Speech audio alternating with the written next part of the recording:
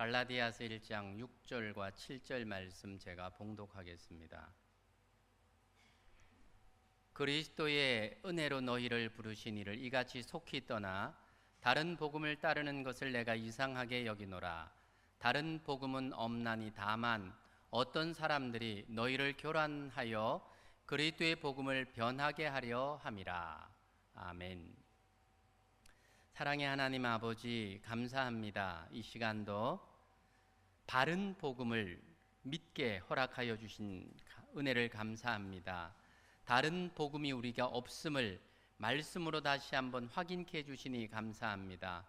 온전한 복음 예수 그리스도로 말미암아 이루어진 이 복된 복음의 소식이 이미 우리에게 임하였고, 그리하여 우리가 하나님의 자녀로 천국 백성으로 살아갈 수 있도록 인도하여 주시는 것을 감사합니다. 오늘도 온전한 복음을 확인하며 복음에 굳게 서는 저희들 되도록 은혜 베풀어 주시옵소서. 전하는 자나 듣는 자 모두에게 주의 은혜가 체험되는 귀한 시간 되도록 인도하여 주옵소서. 감사합니다. 귀하신 예수님의 이름으로 기도합니다.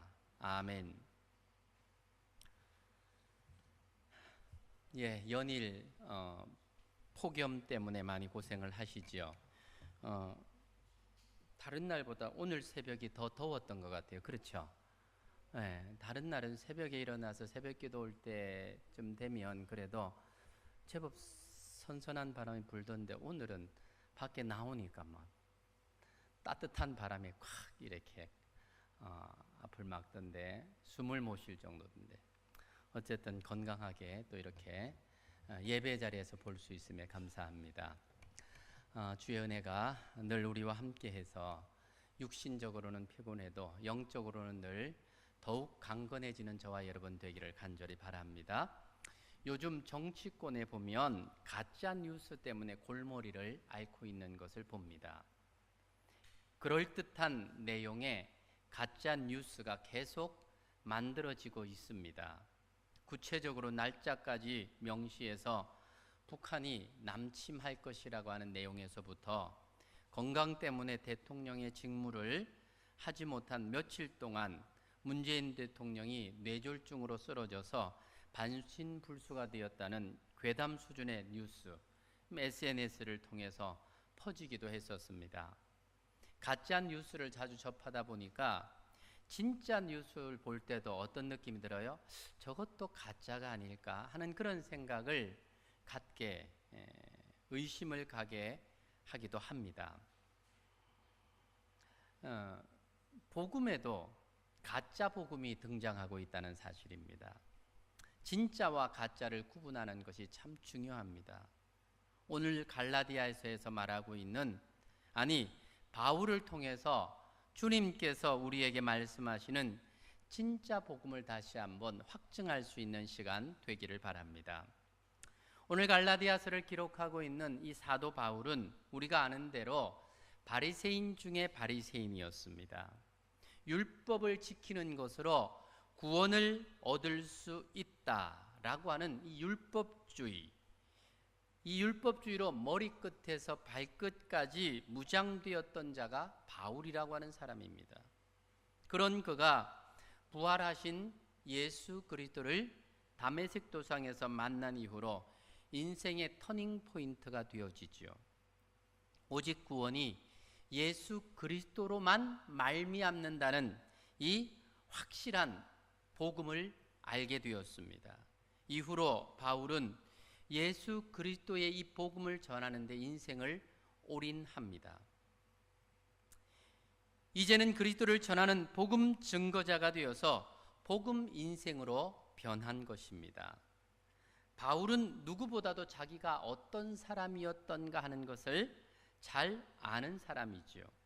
그의 부르심과 구원이라고 하는 것이 오직 하나님의 은혜라고 하는 것을 누구보다도 잘 아는 사람입니다. 무조건적인 하나님의 은혜가 아니었다면 그가 복음 전도자가 된다라는 것 꿈도 꿀 수 없는 일이었습니다. 그래서 그가 전하는 복음이 바로 은혜의 복음이라는 것입니다. 바울은 갈라디아 지역에서 바로 이 은혜의 복음을 전함으로 믿는 자들로 인하여 갈라디아 교회가 세워진 것입니다. 그러니까 이 갈라디아 교회는 바울이 전한 이 예수 그리스도로 말미암는 복음, 이것으로 충만한 기쁨이 가득했던 그런 교회가 갈라디아 교회입니다. 그런데 바울이 이 갈라디아 지방을 떠나서 다른 곳에 복음을 전하기 위해서 떠났을 때에 갈라디아 교회 안에 이 복음이 변질되고 있었던 겁니다. 바울이 전한 순수한 복음에 첨가물이 가미가 되어서 갈라디아 교인들의 영적 미각을 무너뜨리고 있었던 것입니다. 그것도 속히 떠나 다른 복음으로 복음을 따랐다, 그렇게 성경은 말하고 있습니다. 다른 복음이 그만큼 설득력이 있다라는 것을 우리는 인정해야 합니다. 오늘 본문은 그런 거짓 복음, 다른 복음에 미혹된 갈라디아 교회 성도들에게 바울이 걱정스럽게 권면하고 있는 내용인 것입니다. 6절과 7절의 말씀을 우리가 같이 한번 한 목소리로 읽어보도록 하겠습니다. 시작. 너희를 부르신 이를 이같이 속히 떠나 다른 복음을 따르는 것을 내가 이상하게 여기노라. 다른 복음은 없나니 다만 어떤 사람들이 너희를 교란하여 그리스도의 복음을 변하게 하려 함이라. 지금 제가 설명했던 내용들을 참고로 해서 오늘 본문을 읽으면 무슨 의미로 이렇게 기록하고 있는지를 볼 수가 있을 것입니다. 갈라디아 교회뿐만이 아니라 고린도 교회에도 그런 일이 있었습니다. 고린도후서 11장 4절 말씀을 보면 만일 누가 가서 우리가 전파하지 아니한 다른 예수를 전파하거나 혹은 너희가 받지 아니한 다른 영을 받게 하거나 혹은 너희가 받지 아니한 다른 복음을 받게 할 때는 너희가 잘 용납하는구나. 이런 거짓 복음, 다른 복음이 교회를 미혹하게 하고 혼란에 빠뜨리는 일이 갈라디아 교회, 고린도 교회만의 일일까? 지금 이 시대의 교회도 예외는 아닙니다.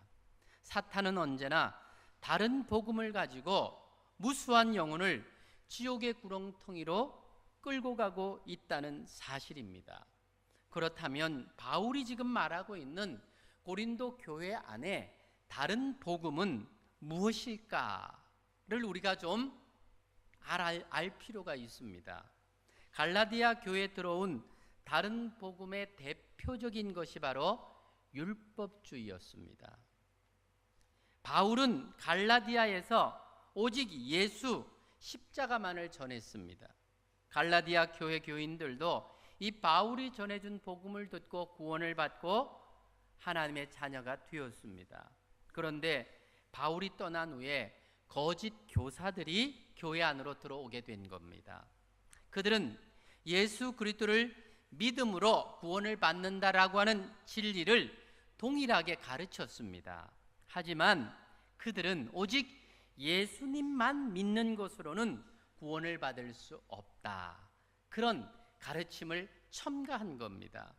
믿음 50%에 그에 따르는 율법의 행위 50%가 더해져야 온전한 구원이 이루어진다, 그렇게 가르쳤습니다. 예수도 믿고 할례도 받고 안식년도 지키고 구약에 금지한 식물들도 먹지 말아야 한다고 가르쳤습니다. 예수님과 함께 율법도 붙들어야 산다, 그렇게 가르쳤습니다.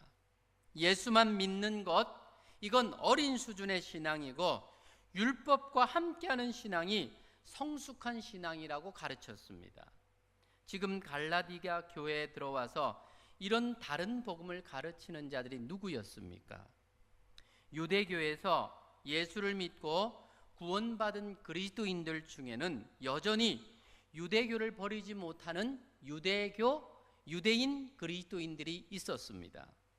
그들은 예수를 믿고 구원을 받고 나서 자신들이 평생 지켰던 이 유대교를 완전히 버린다는 것이 아마 힘들었던 것 같습니다. 그래서 갈라디아 교인들도 자기들처럼 예수도 믿고 율법도 지켜야 한다고 강조를 한 거지요. 이러한 율법주의는 거짓 복음입니다. 율법주의가 이단인 것은 예수 그리스도의 보혈의 완전성을 거부하기 때문에 그렇습니다. 예수님의 십자가가 우리의 구원을 이루는 일에 있어서 부족함이 있다는 것입니다. 그래서 율법을 지키는 것으로 보충을 해야 완전한 구원이 이루어진다는 것입니다. 그럴듯하지만 아닙니다. 구원은 오직 예수, 오직 믿음, 오직 십자가만으로 충분합니다. 지금 한국교회는 신율법주의가 만연해 있습니다. 예수도 믿고 율법도 지켜야 완전한 구원에 이른다고 말하고 있습니다. 특별히 이단들을 보면 이 율법을 아주 많이 강조를 합니다. 율법을 지키지 않으면 구원받지 못할 것처럼 그렇게 강조를 합니다. 옛날에 부흥회 같은 걸 하면 그런 이야기 우리는 종종 듣지 않습니까? 11조를 안 하고 주일 성수 안 하면 구원 못 받는다. 그런 이야기를 우리는 공공연히 들었습니다. 거기에 별로 거부감이 없었습니다. 당연히 그렇게 해야지 생각했는데 사실은 그게 아니라는 겁니다. 그건 뭡니까? 11조를 하고 주일 성수를 하고 신앙의 기본적인 삶을 살아가는 것은 구원받은 백성들에게 있어서 당연한 삶의 열매들이지 그런 것이 구원의 조건이 될 수 없다는 것입니다. 정통신학을 가르치면서 율법주의에 빠지거나 신사도 운동을 일으켜야 한다고 강조합니다.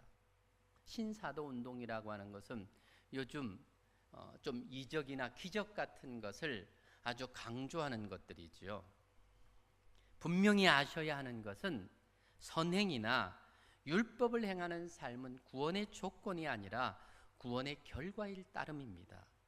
이러한 것이 구원에 영향을 미치는 것이라면 죄 없으신 예수님께서 십자가에 죽으신 것은 의미가 없어지는 것입니다. 그러면 성경이 말하고 있는 율법은 무슨 역할을 하는 것입니까?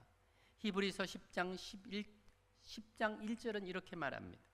율법은 장차 올 좋은 일에 그림자일 뿐이요 참 형상이 아니므로 해마다 늘 드리는 같은 제사로는 나오는 자들을 언제나 온전하게 할 수 없느니라. 율법은 그림자일 뿐이다.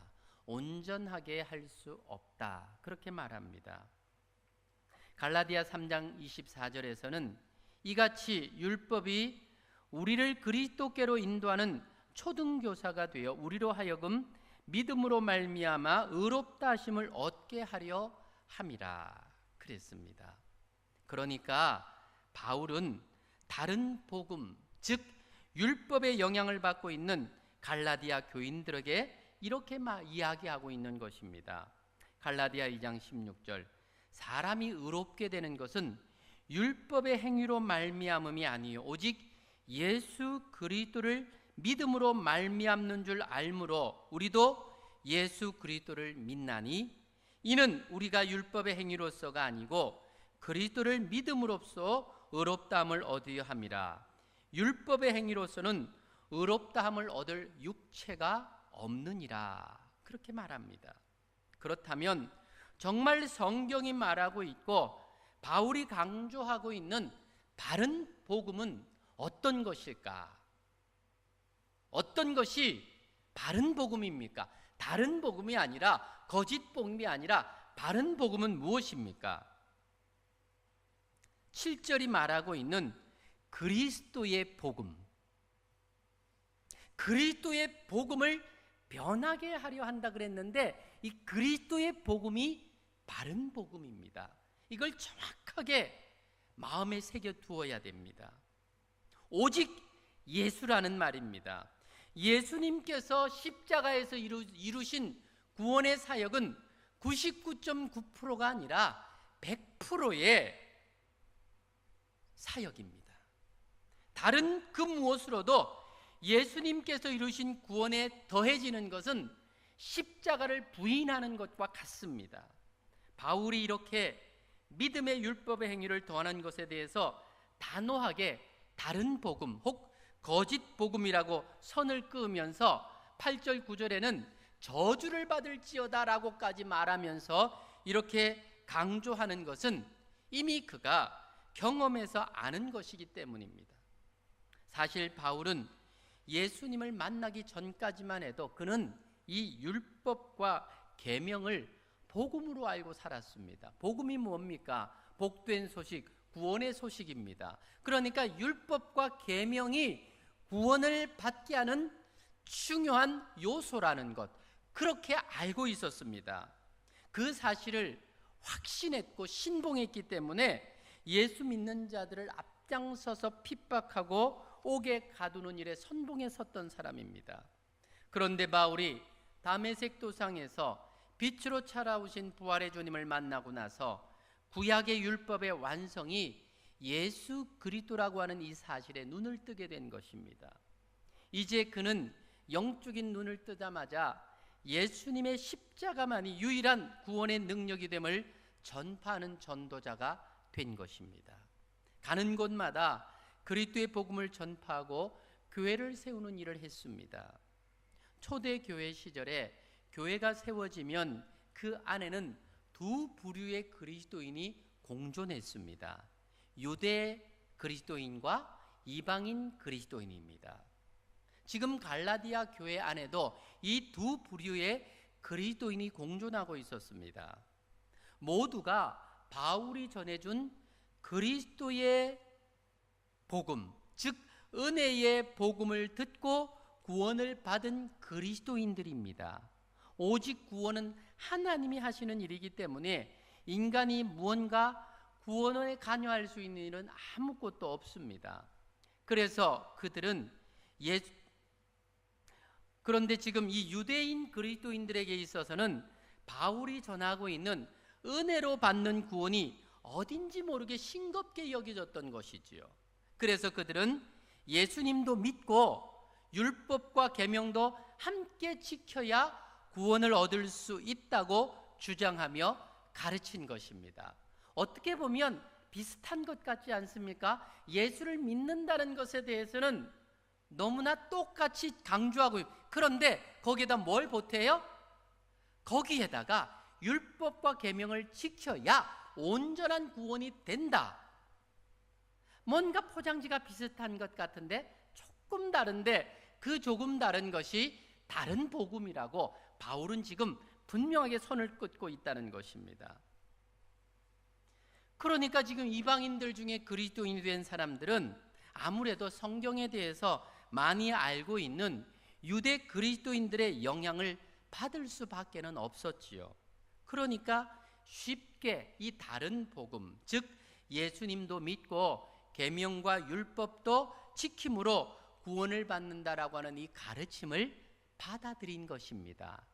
여기에 대해서 바울이 뭐라고 말합니까? 이같이 속히 떠나 다른 복음을 따르는 것을 내가 이상하게 여기노라.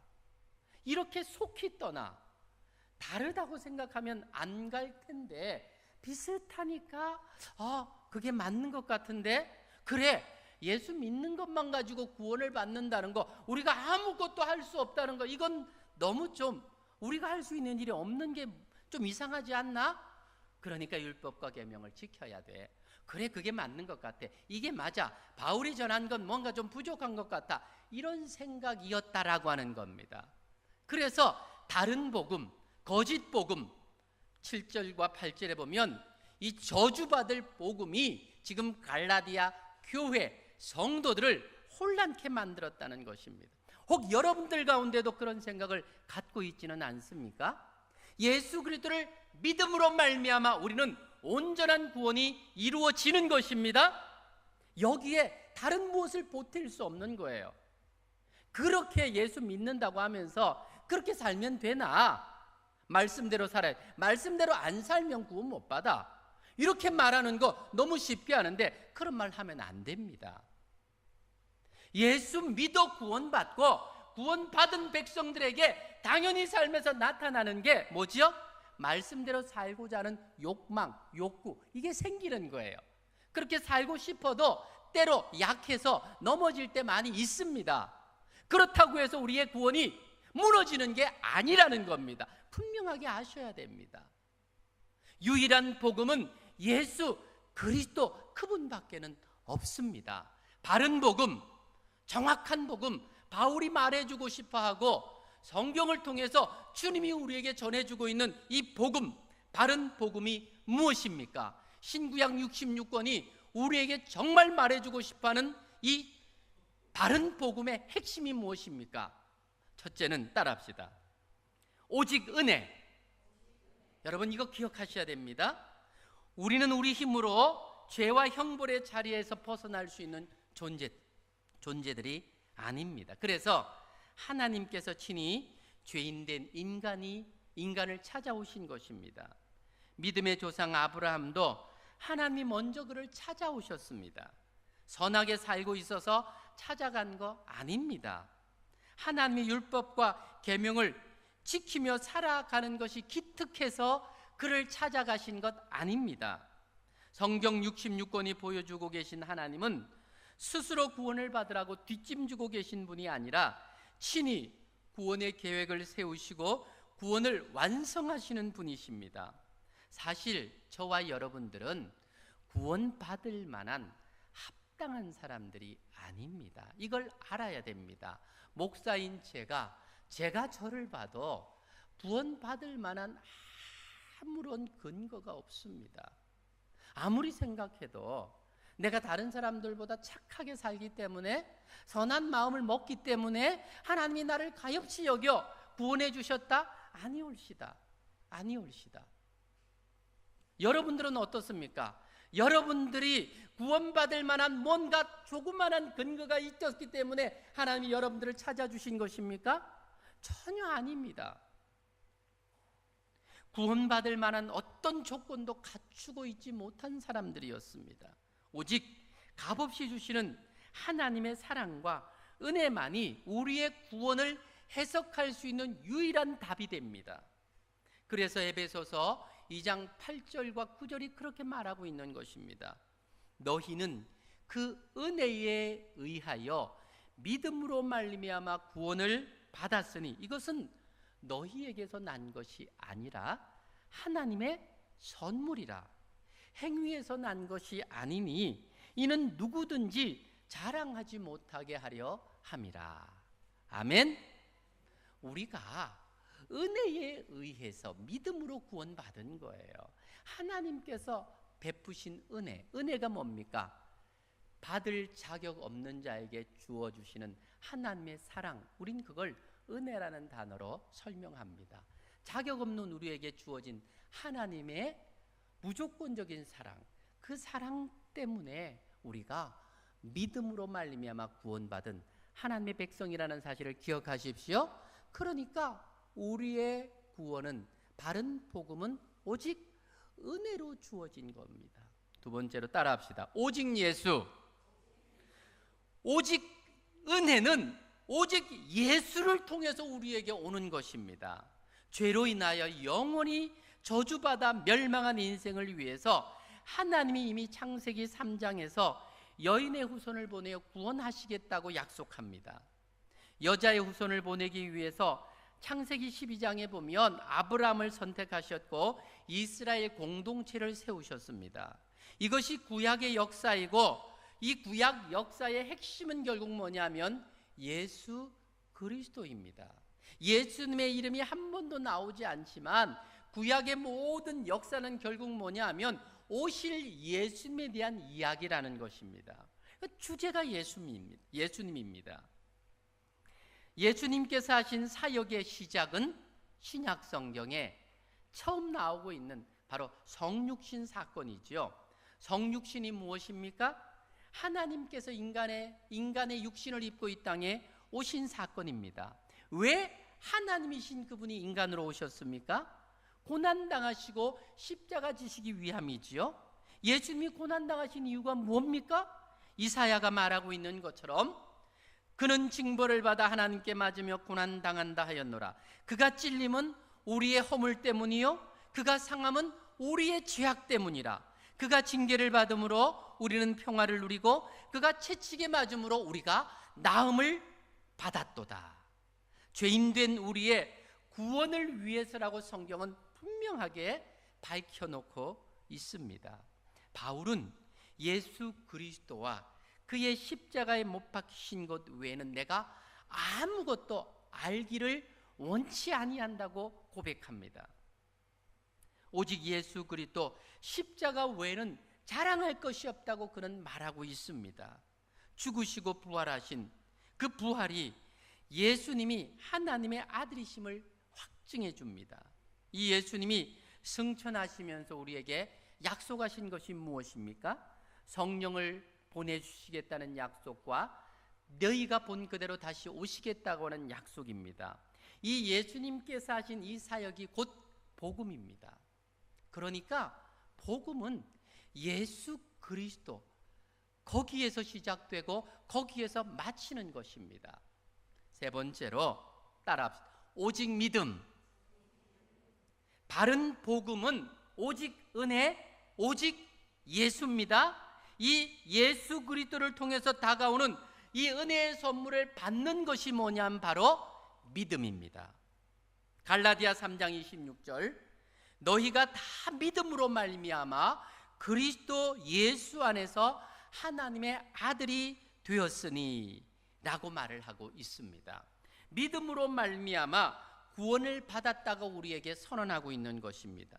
그러니까 바른 복음은 이 세 가지에서 모든 것이 다 이루어진 겁니다.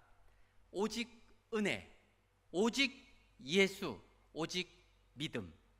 은혜로 말미암아 주어진 이 예수 그리스도를 믿음으로 말미암아 받아들이는 자에게 이루어진 이 복음, 이것이 우리를 구원하는 유일한 구원의 열쇠가 되는 것입니다.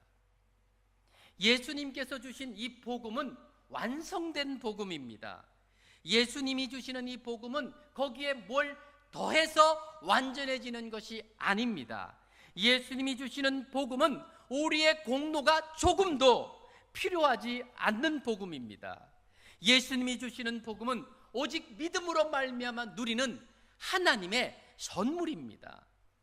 인간은 스스로 무언가 하지 않으면 선물을 받는 것 달가워하지 않는 죄성을 가지고 있습니다.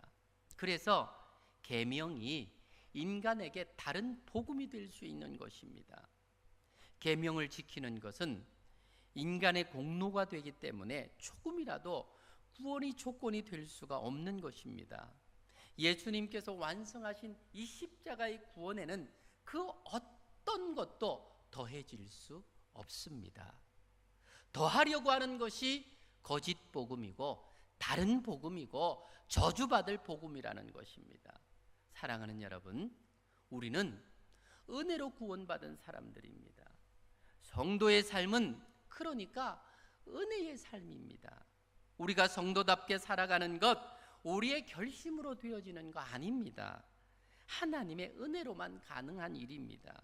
그러니까 성도가 세상을 살아갈 때에 이 은혜를 놓치면 모든 것을 놓치는 겁니다. 은혜의 진정한 의미가 가슴에 와 닿지 않으면 아직도 행복한 신앙에서 거리가 먼 겁니다.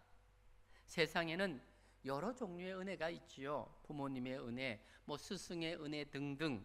그런데 예수님이 베푸신 은혜는 이 세상이 말하는 은혜와는 다릅니다. 세상의 은혜는 예수님의 은혜에 비하면 맛보기라고 볼 수 있는 것이지요. 부패한 인간에게 베풀어 주신 하나님의 은혜는 구원받은 백성들만 누릴 수 있는 은혜입니다. 성도는 바로 이런 은혜를 누리는 자들입니다. 성도가 된다는 것은 오직 예수님의 은혜로만 주어지는 특권을 받았다는 것입니다.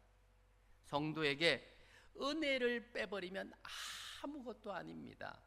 교회 안에 은혜를 빼버리면 아무것도 아니에요. 그래서 우리는 남산 은혜교회입니다. 남산교회는 아니에요.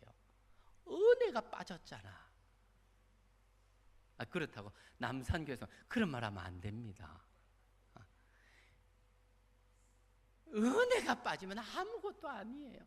성도가 은혜가 빠지면 이건요, 성도가 아니에요. 교회가 은혜가 없으면 교회가 아니에요. 우리의 구원이 처음부터 끝까지 하나님의 은혜로 주어진 거예요. 근데 지금 기윤실, 기독교 윤리실천운동본부 같은 그런 데서는 깨끗하고 거룩하고 청빈한 삶이 성도를 만든다라고 하는데, 그렇다면 은혜는 불필요해지는 겁니다. 그거는 은혜 받은 자에게서 나오는 그냥 삶의 열매인 거지, 우리가 그런 삶을 삶으로 성도가 되는 거 아닙니다. 성도가 된다는 것은 오직 예수님이 주시는 은혜의 복음으로만 가능해지는 것입니다. 아무리 추악한 죄인이라 할지라도 은혜의 복음이 그를 성도되게 만드는 것입니다. 인육까지 먹으면서 인간이기를 거부했던 지존파라고 기억하십니까? 10수년 전의 이야기지요. 6명 모두가 형장의 이슬로 사라졌지만 그들 모두 사랑의 교회에 전도 특공대에 의해서 예수님을 믿게 되었지요. 자신들의 죄가 얼마나 무섭고 추한 죄인가 하는 것을 그들이 예수님을 만나고 보니까 알게 된 거예요.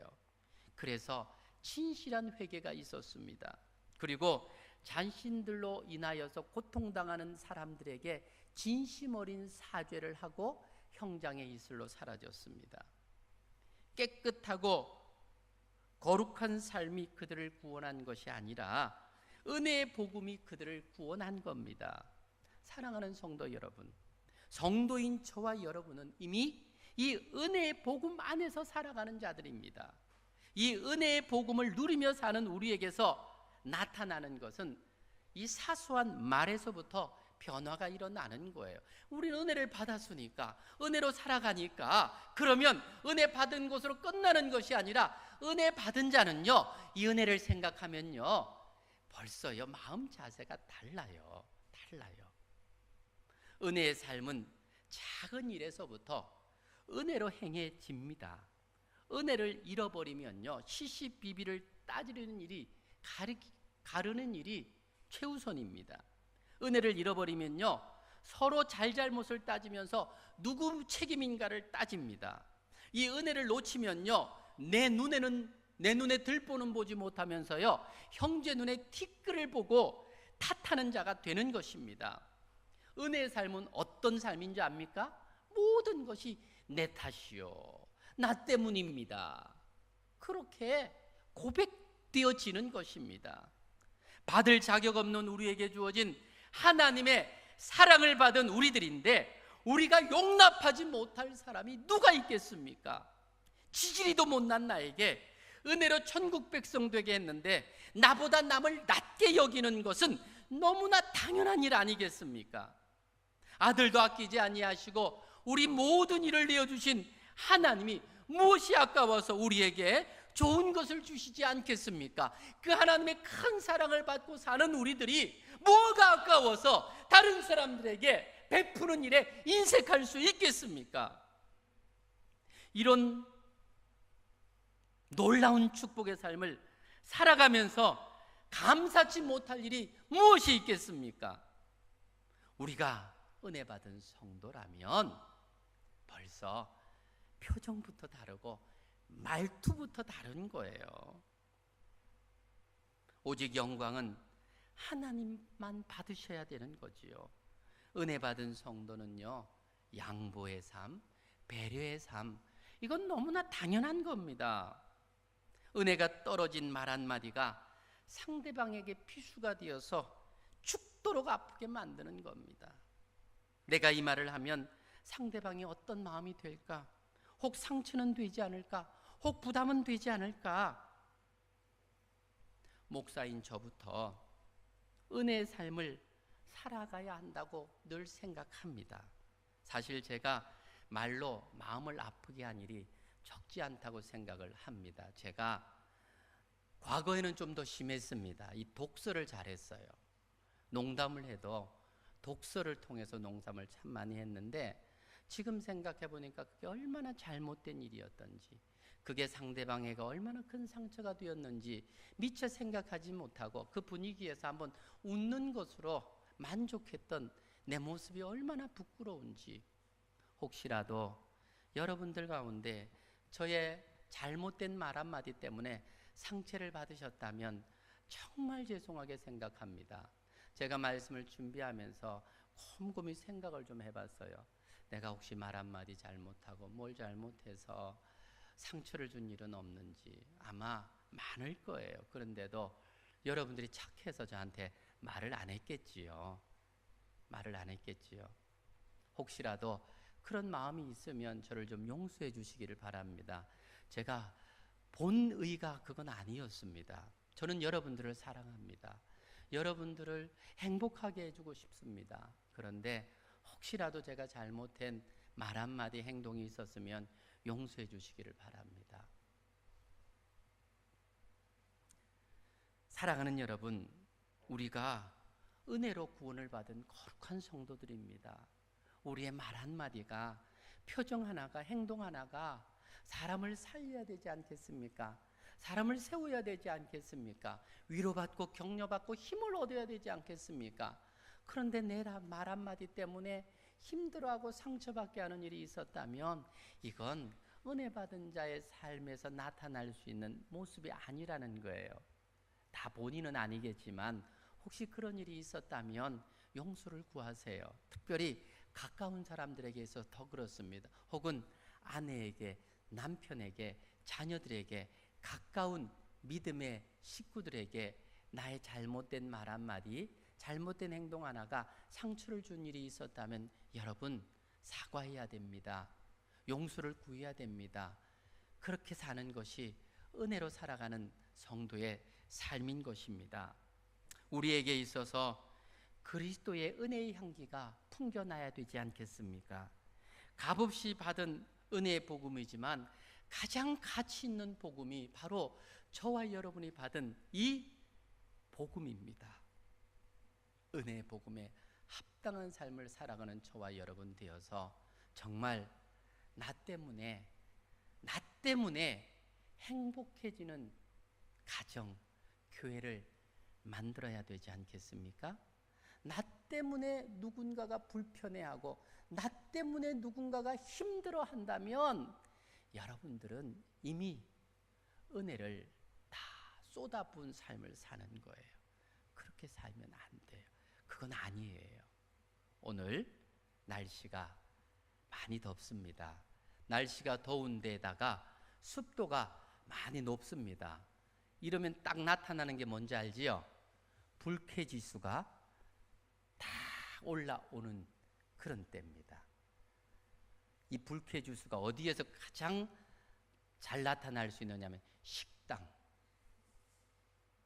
분명히 날도 덥고 에어컨도 분명히 지금 하나는 잘 되고 하나는 뜨신 바람 나오고 하나는 고장 나 있습니다. 식당에 올라가면 여러분들은 뜨거운 밥을 먹어야 됩니다. 스트레스 만땅입니다. 거기에 딱 가보면 은혜 받은 사람이 누군지, 은혜를 쏟아버린 사람이 누군지 딱 표가 날 겁니다. 오늘 주의 깊게 보십시오. 은혜로 충만한 복된 하루 되기를 바랍니다. 받은 은혜 때문에 여러분이 있는 그곳이 천국이 될 수 있기를 주의 이름으로 축원합니다. 여러분이 있는 그 가정이 천국이 되고, 여러분이 있는 그 직장이 천국이 되고, 여러분이 있는 그 자리가 천국의 향기가 나타나는 그런 교회 모습, 그것은 바로 은혜의 복음으로 충만한 자에게 나타나는 열매인 것입니다. 사랑하는 여러분, 이런 아름다운 복음의 열매에 있는 남산은혜 성도들 다 되시기를 주님의 이름으로 축복합니다. 같이 한번 기도하기를 원합니다. 우리 유일한 복음인 예수 그리스도를 받고 이 은혜 가운데 서 살아가는 저와 여러분, 주의 은혜가, 주의 사랑이 우리를 얼마나 붙잡고 있습니까? 혹 교회 오면서 짜증내지는 않았습니까? 불평하지는 않았습니까? 용서받을 수 없는 죄를 용서받고 천국 백성 되어 살아가는 저와 여러분, 환경이 우리를 어떻게 만들 수 없습니다. 이미 우리는 구원받은 하나님의 백성들, 은혜의 복음으로 새롭게 된 하나님의 사람들입니다. 이제 주신 말씀을 기억하며 다시 한번 이 은혜의 삶을 내 마음 가운데 견지할 수 있도록 이 시간 같이 한번 기도합시다.